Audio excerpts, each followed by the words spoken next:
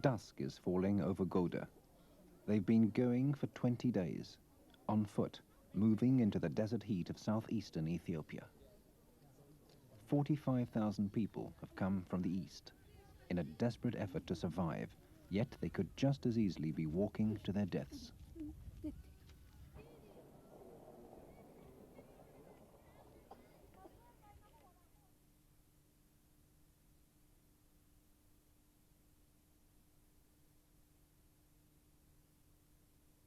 Some 400,000 refugees from Sudan are encamped in southwestern Ethiopia. There's been a mass exodus of people moving south from the northern provinces to escape the ravages of the civil war. The population of Addis Ababa has doubled in size in just a few years. Drought, overcrowding and 17 years of misrule have led to an acute lack of basic foodstuffs throughout the country. And now another tragedy is unfolding. Hundreds of thousands of people have moved in from the southeast, fleeing the civil war in Somalia. Most of them are Ethiopians returning after the Ogaden War forced them to leave their home provinces. 13 to 14 years in Somali refugee camps and weeks of trekking across hostile terrain has left them drained of energy and exhausted. The situation's taken another turn for the worse following the fall of the Mengistu regime. In desperation and confusion, people are spending what little reserves of energy they have left to retrace their steps back to Somalia, Djibouti, Kenya and Sudan. Yet another human disaster is unfolding in an Ethiopia that's crumbling from all sides. We're traveling through eastern Hararge.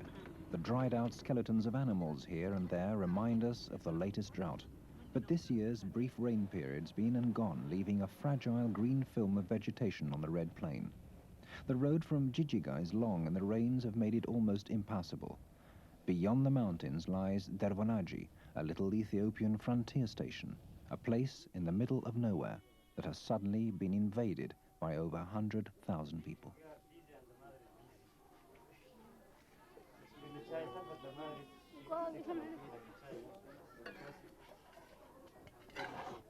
You know, we have 87 children who under the 24-hour care.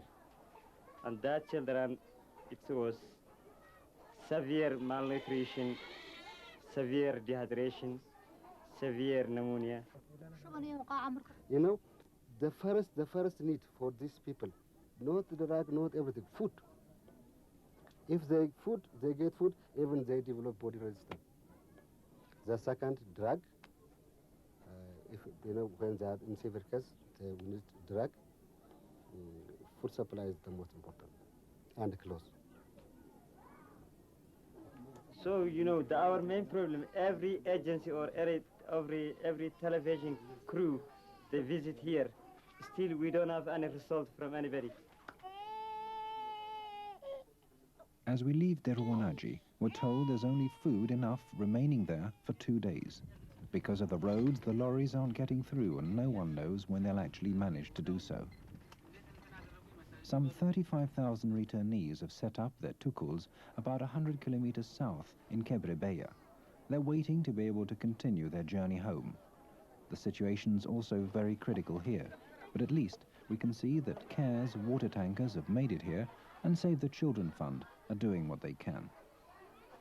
Moving on, newly dug graves in Ogaden and Borena tell of an even more desperate situation. There's nothing here, not even the television teams, to tell the world of the plight of this land. Every day about 10 children die, excluding the elders. So they are swelling, the people, swelling of the hands and the legs, then immediately they die. And it's due to lack of food. Only the strongest can make it to Kelafu, well inside Ogaden country. Many perish along the way. It can prove too much even for these tough nomads who are used to being on the move. They need food and water to be able to continue their journey back to their old homelands. Just 500 of several thousand severely malnourished children have been allocated supplementary rations, just for 2 weeks. There are more than 45,000 people in Kelafu, just one place in an Ethiopia that the world has forgotten. Especially when you look into the 1990 response, appeal response, it has started to decline. In the 90s, it has started to decline. Well, we are very happy that to see an end to the Cold War. But at the same time, we see that there is more emphasis to the east in Europe or Eastern Europe than it is to Africa. The other thing is because there is probably better business now to open in the east than in Africa. It's mirror. We don't have a lot of transport cost, very expensive transport cost as we have now in Africa, because most of the cost goes to transport, logistics. In our case, over 80 to 90% of the cost goes to transporting the food, because as I mentioned it earlier, the infrastructure is not that good enough to tackle and handle such crises. There's one truck, or two trucks, short-haul trucks, that went from Kilafo to Mustahid. It's 90 kilometers. It rained, and it took 10 days for them to complete the trip, 90 kilometers and back. Okay, so there are severe problems. Another problem, which is already beginning to affect the distribution, is security. One of our monitors, Deborah Hicks, has been ambushed twice. Okay, no problems. Our long-haul trucks have been ambushed. Really, it's safer to say shot upon. People shot at them between Kebredaha and Gode. And there have been other incidents.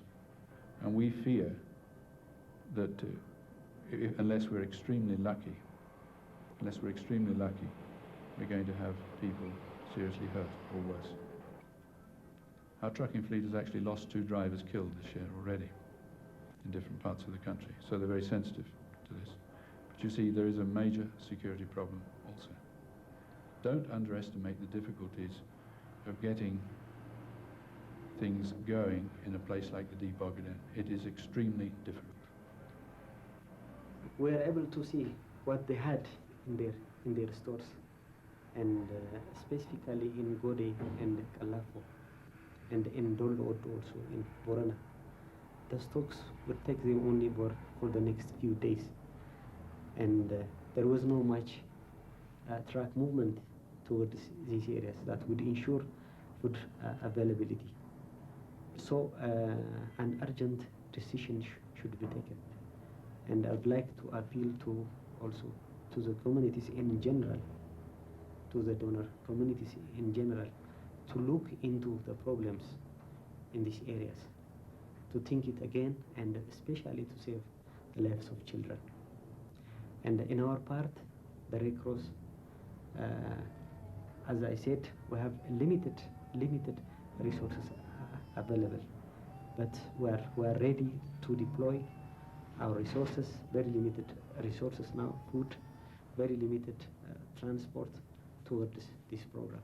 Now the message we want to project here is any shipment that hasn't yet been made, a pledge that has been made but not on ships, please get the food on ships quickly.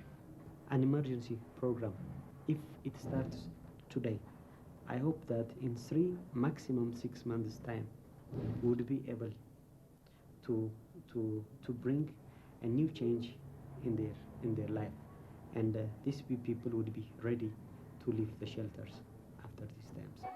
The time ahead may be the toughest that Ethiopia and the other countries of the Horn of Africa have ever experienced. One thing is clear though, it's the weakest who'll be hit the hardest. A fact that no one should forget.